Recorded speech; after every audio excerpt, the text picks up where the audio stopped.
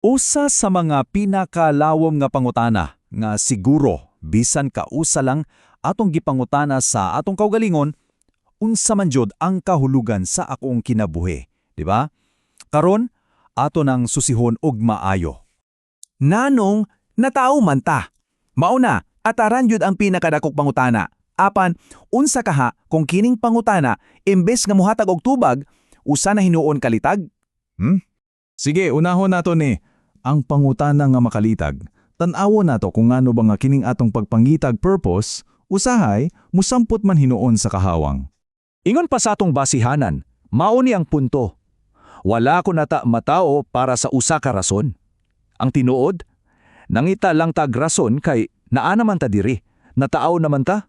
So kanang pagpangutana og ngano, murag sayop na nga pangutana, kay basin mauna hinuon ang magdala nato sa kahawangan nga lisod kaayong likayan. Okay, so ani ang solusyon. Imbes ka mag-stuck ta sa usa ka pangutana, usbon na to. Ayaw na pangutana, ngano man ko nabuhi. Ang saktong pangutana daya, unsaon nako pagkinabuhi og tarong og maayo. Kining gamay ra kaayo nga pag-usab sa pangutana, grabe kadako ang epekto. Sige, mupadayon ta sa atong ikaduhang bahin. Paminaw ra kod ha, kagawasan sa pagkawala sa kahulugan. Katingalahan na paminawon, di ba? Pero atong tan-awon kung unsaon na aning pagdawat nga sulagmara ang tanan, makahatag natog kagawasan. Ang ato ang pagkanaa diri sa kalibutan, gibase kuno sa upat ka butang nga murag nagkontrahanay. Una, sulgamara ang tanan. Produkto lang ta sa tsansa. Ikaduha, klaro kaayo, mamatay jud ta. Pero ikatulo, dili ta kahibalo kung kanusa. Og ang ikaupat, walay kahulugan. Walay bisang unsang giandam nga purpose para sa aton. Og dinhi na musulod ang lindot na konklusyon. Paminaw, tungod kay ang kinabuhi walay espesyal nga katuyuan, buot pasabot, libre ka, hingpit kang gawas nun. Ang pagkawalay kahulugan, dili diyay tunglo, kagawasan diyay na nakitan sa tanang kabugat og expectations sa uban. So kung gawas nun nata, unsaon man nato ni pag-apply? Ani na nata sa ikatulong bahagi, ang pagpangita sa langit dinhi og garon. Usbon nato ang atong pagsabot sa kalisod, sa kalipay, ug bisan sa ideya sa langit og impyerno. Kung walay kalisod, walay kalipay, ug ang kalipay dali ra pod mahimong kasakit. Simple ra ang pasabot anak, ang kalisod ug kalipay murag kambal na sila sama sa kagutom. Kalisod na, di ba? Pero kung mukaong ka, kana na dayong ang kalisod na himong kalipay. Dili nimo ma-appreciate ang kalipay kung wala ka kasuloy og kalisod. Kung imagine nato ang kinabuhi, ingon ta na ingon ani ang breakdown. Mga 70% ana pag-antos o kalisod, unya 20% kalinawan, ug gamay ra jud 10% ra ang kalipay. So ang goal dili di ay ang pagwalaan ang kalisod kay imposible man na. Ang tumong mo ang pagpadako anang 20% nga kalinawan. Suon sa mandyay ang impyerno, kalimti na tong ideya nga usa ni kalugar nga atuan. Dili ang impyerno usa na ka state of being. Mauna ang kahimok na karon kung diin ikaw nakigaway ng daog-daog ug nanakit sa mga tao sa imong palibot. Naara na dinhi og karon, kita ray nagbuhat ana.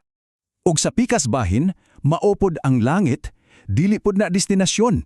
Ang langit mao ang kahimtangan karon kung diin nagpuho kang malinawon na ay gugma og pag-atiman sa imong pamilya, sa imong mga kauban ug sa tanan. Aniya ra pod na dinhi og karon, kinahanglan lang nato na buhaton. Okay, ikaupat nga bahin na ta. Dinhi, atong tan-awon ang usa ka bag-ong klase sa pagka-immortal. Dili ka nang walay katapusan ha, kundili pagpangita og katuyuan sa pagka-permanente. Usa ni kalahi nga approach nga mas realistiko og makaabot yod. Kinahanglan nato ni iklaro daan. Ang permanente nga goal sa tao dili ang kinabuhing dayon o ang kalag na walay katapusan. Kinahanglan natong buhian kanang mga daan nga ideya para makita nato ang usa ka bago ug mas tinuod nga katuyuan. So, unsa man hinig bagong goal? Ang una, biological permanence. Unsa na? Simple ra, ang pagpadayon sa imong dugo, sa imong kaliwatan. Pinaagi sa pag-anak, unya ang imong mga anak mo anak pud para ang imong mga sumusunod makasinatig gihapon aning langit sa yuta sa mga sunod nga inarasyon. Ug ang ikaduha, mao ang cultural permanence. Dili lang dugo ang ipasa, kundili ang atong mga nakatungan, ang mga ideya, ang filosofiya, ang arte, ang kultura.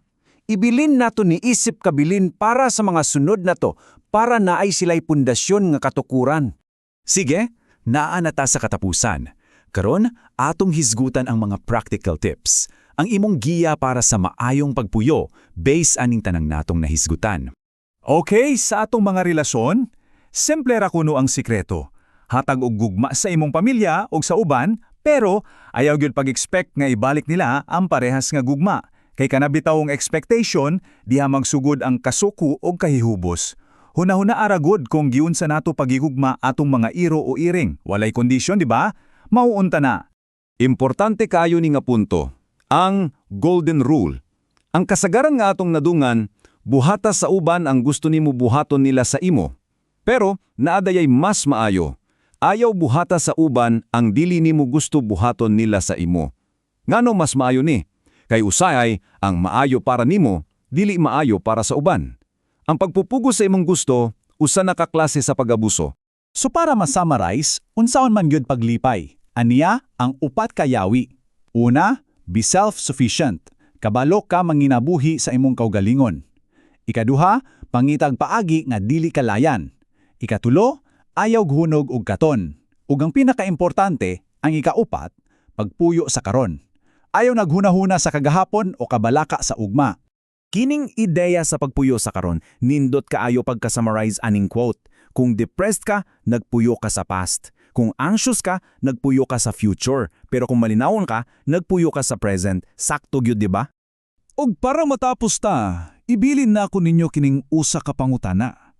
Kung ang langit ug impyerno naara diay sa karon, kung kining higayon na mao ang imong langit, unsaon mga mobuhaton? Ang tubag naara nimo.